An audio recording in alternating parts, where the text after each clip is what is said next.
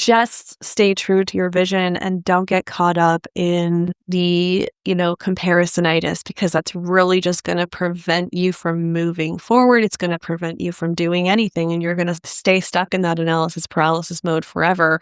You can launch with one product. It doesn't have to be perfect, and you're going to learn so much just through the process of launching your store with that one product that you're going to be able to iterate over and over again and just make it look better over time.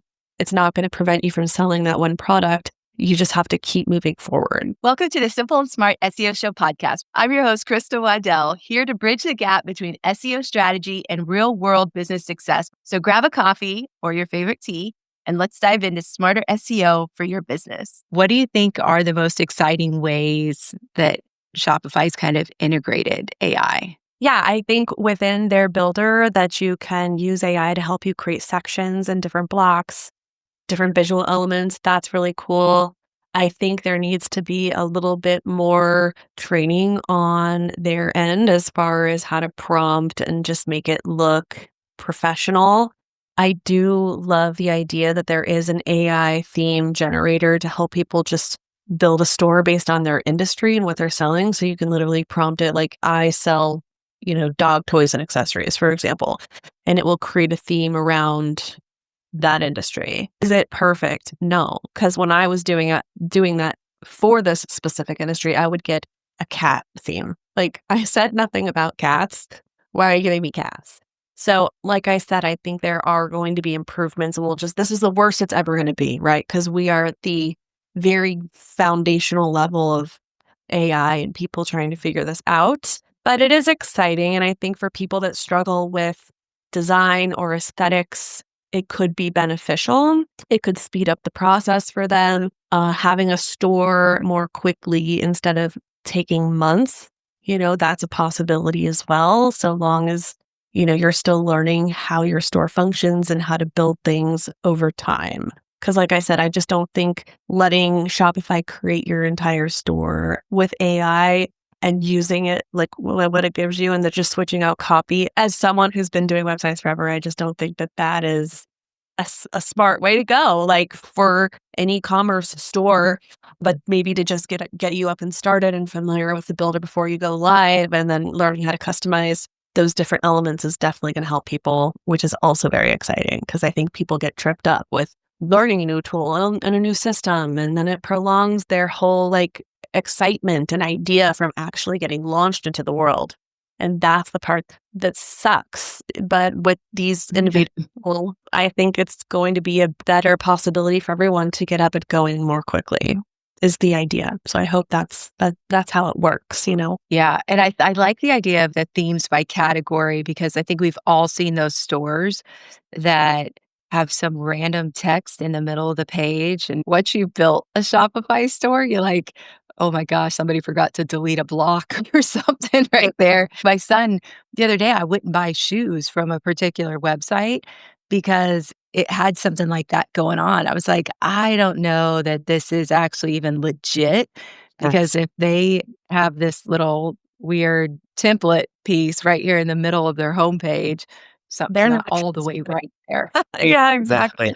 So when you talk about a time frame for a Shopify store, what is a reasonable time frame? Because I know for me, when I went from my GoDaddy whatever store to Shopify, I'm all about getting it done, not perfect, but just getting it done and then learning over time. But I did it in 2 weeks. I had a frame of knowledge from my previous store. If you're moving from WooCommerce, or if you're building a store for the first time, what are the ranges of the timeline, some reasonable expectations for people? Yeah, that's a great question. I feel like it all comes down to, are you a perfectionist, or can you just do the work to get the idea up and launched and then iterate? Because I'll tell you, over time, you're always going to iterate depending on the season, depending on what you sell, depending on the holidays that are coming up. You're going to be rearranging things. You're going to be featuring different collections of different products and changing out your banners. So a reasonable time would be 30 to 60 days, depending on your collections and how many products you have. And I will say that you can launch your store with one product. You don't need 100 different variants. I've seen people with like t-shirt trainings or whatever, like, oh, you should have 100 different designs before you launch. And that's so much pressure to put on someone. All of these like POD trainers and stuff, that's their messaging. Have as many products as possible. But that actually really prevents someone from just launching their idea. So if you have an idea in a product, launch with one product, design your homepage around that product. And then after you launch, you can upload more products and expand on your idea instead of just sitting around and waiting for the right time, quote unquote, right time. That is such a good point. And one thing that I've meant to follow up on was third-party themes. I think I've purchased one third-party theme in my whole life, and I'm like, why did I do that? Can you talk about like why you would recommend or not recommend using Shopify themes?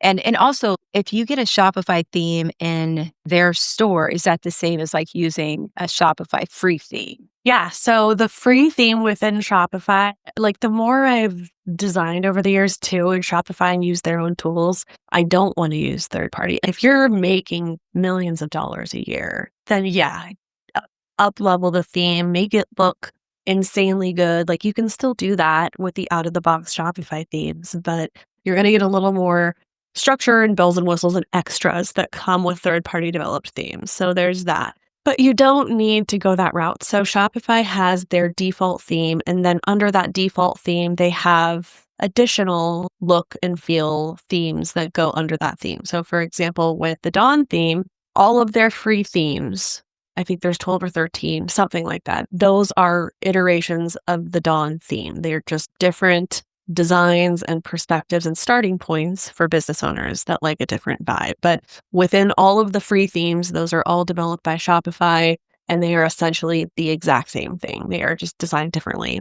So there's that. And then with Horizon, it's the same bag. So if you go to the Horizon landing page, there's going to be other themes within Horizon that are differently named, right? And they look different, but they're all the same theme, essentially. They're just designed differently. So now Shopify has double the free themes because they had everything that's under Dawn, which is free, and then now everything under Horizon, which is free. I don't know what they're going to do again with all of the things Dawn oriented, but we'll find out in the future. So third-party themes, they're really great if you're going to go that route. They just come with a lot of extra bells and whistles, different sections. Some things, they come right out of the box where you can switch out different elements, images, copy, those types of things. I would say there is no such thing as a best theme for SEO, if we're going to get into that. I will say, though, the Horizon theme, there's been a lot of tests done around site speed and page loading time, and this is the fastest theme they have ever built for the Shopify platform. So it's already beneficial in that way. Also, with updating a third-party theme, you would have to essentially download the new version and then upload it to your store, and you can't just switch things over and update it right away, especially if you have a bunch of custom pages. You'll have to redo all of those things. So there are some pros and cons with third-party themes and Shopify's free themes, but if you're just getting started, use the free theme. As you go through the process of learning Shopify as a whole, you're going to find that you can customize the look and the feel of a free theme, so much so that you would never even know that it was a free theme. So especially with Horizon, having so much more design capability and flexibility, you're going to be able to use a free theme and make it look insanely good, that you're not going to need to spend that money. I will say, if you do go the route of a third-party theme, only buy on Shopify, because they go through a very extensive vetting process. It's like a 35-step process. Don't go through a Theme Forest or Creative Market or Etsy, any of those other platforms that are selling you templated stores. I would highly suggest to not go that route, just because there's no one really to talk to. They're not complying with Shopify's standards, and they're not approved by Shopify either. So by going through the theme store on Shopify and getting a third-party theme from them, you still are getting a really good functioning, highly functioning website that goes through very rigorous testing and processes to even be able to sell a theme on their store is highly coveted. You're in good hands either way you go. But if you're just getting started, use a free theme, 100%. That is great advice. Okay, so let's talk about mindset stuff. I feel like I've already had to kind of work through a little bit of that and my beliefs about what I wanted to do versus what is just the most efficient. What do you think, mindset wise, Shopify store owners need to do in the next year or two to stay competitive in the e-commerce space? Yeah, I feel like it just comes back to your own vision that you have for your store and what you're selling. Don't get wrapped up in comparing yourself to what other people are doing, what bigger brands are doing, and how it looks on the outside. All that matters is that if the idea came to you, it came to you for a reason and it's true for you. So just put your blinders on and focus on your own vision and your own mission and how you want to be presenting what you want to sell in the marketplace. I think that more and more people are becoming aware of the opportunity to be self-sufficient and independent and make their own money, however that looks for them. Market research is fine, right? Do your due diligence. See if you have competition. If you do, that's a good sign. That means there's room for you. That means that you have a good idea and you should move forward with it. If there's no competition, that's probably a red flag. Like, oh, well, this hasn't been done before, so maybe it wouldn't sell at all. Or you're going to have to carve out a whole new section of the market to turn people on to your idea, which can be cool. Maybe you'll end up on Shark Tank someday if you have a new product idea. But just stay true to your vision and don't get caught up in the comparisonitis, because that's really just going to prevent you from moving forward. It's going to prevent you from doing anything, and you're going to stay stuck in that analysis paralysis mode forever. Just like with launching your store, you can launch with one product. It doesn't have to be perfect, and you're going to learn so much just through the process of launching your store with that one product, that you're going to be able to iterate over and over again and just make it look better over time. It's not going to prevent you from selling that one product. You just have to keep moving forward.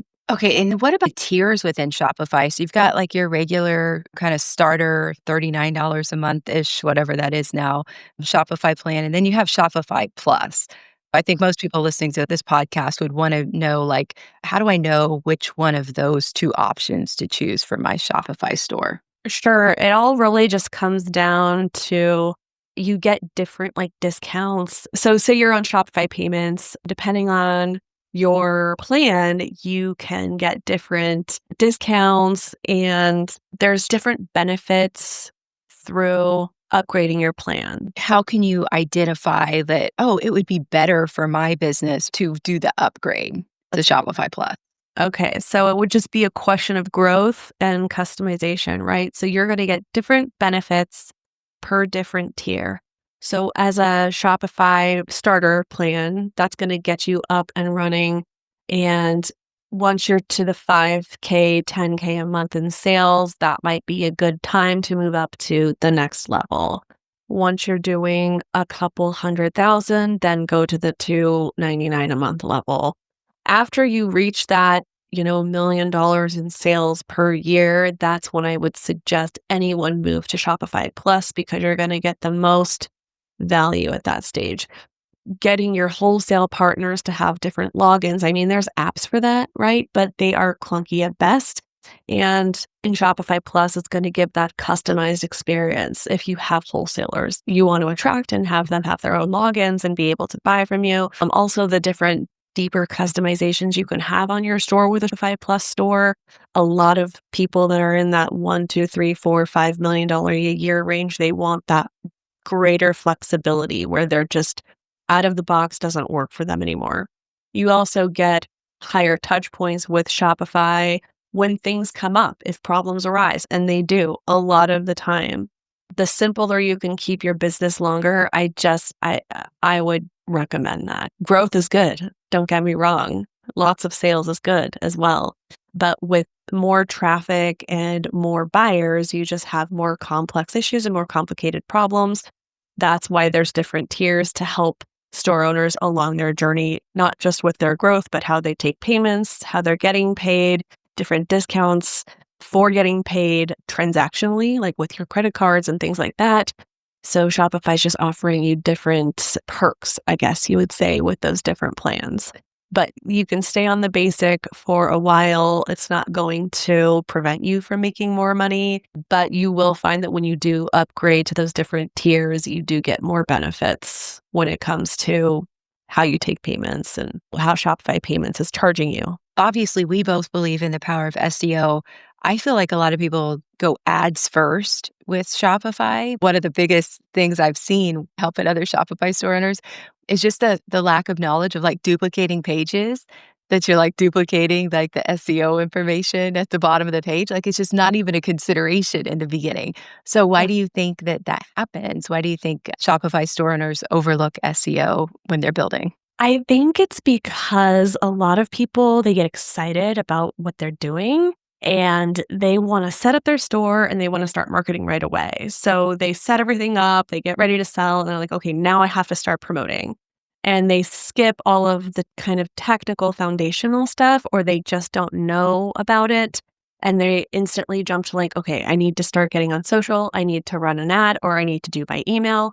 When really your store is your home base. Everything that functions properly starts with the foundation. It's like a house. When you build a house, you can't skip the foundation. Otherwise, you just have a slew of problems later. Starting with that foundational level is going to help lower ad costs. It's going to help people find you more organically. It's going to help you with Google Merchant Center. It's going to help your SEO in the long run there as well, because you can treat that like a storefront on Google for free. So not skipping your SEO is so important on so many different levels. Do you happen to have a schema recommendation? Do you feel like really focusing on schema for Google Merchant Center is going to be important? Yeah, so I've been listening to a lot of experts lately around Google Shopping and having, your AI shopper and how AI is going to be playing into Google Merchant Services down the road, or Google Merchant Center.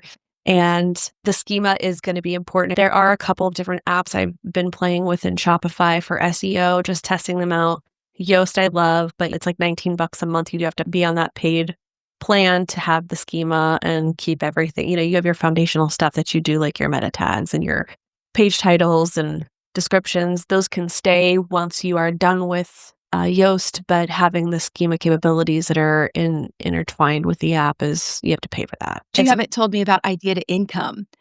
Idea to Income is my DIY Shopify course. Basically, what it is for new shop owners, ideally someone who's selling on Etsy who really wants to start their own Shopify store, someone who has been thinking about their product idea for a while. They want to do Shopify, but they're just not sure how to get started with it, or they're nervous to get started with it. They don't think they're technical enough or savvy enough to start their Shopify store. Idea to Income will get their store set up and launched for them in 30 days. We go through setting up the foundation of the store, picking the plan, getting that set up, building their framework, diving deep into the Horizon theme, which is funny because when I had the idea for this program, it was all based around Dawn, and that changed me. So they came out with that, and I had to course correct myself and go all in on Horizon. So I've been learning that this year. In the last cohort, we all learned it together, and it was funny and also really fun. So we then go into integrating different apps and optimizing your store from a foundational standpoint, like we chatted about with the SEO.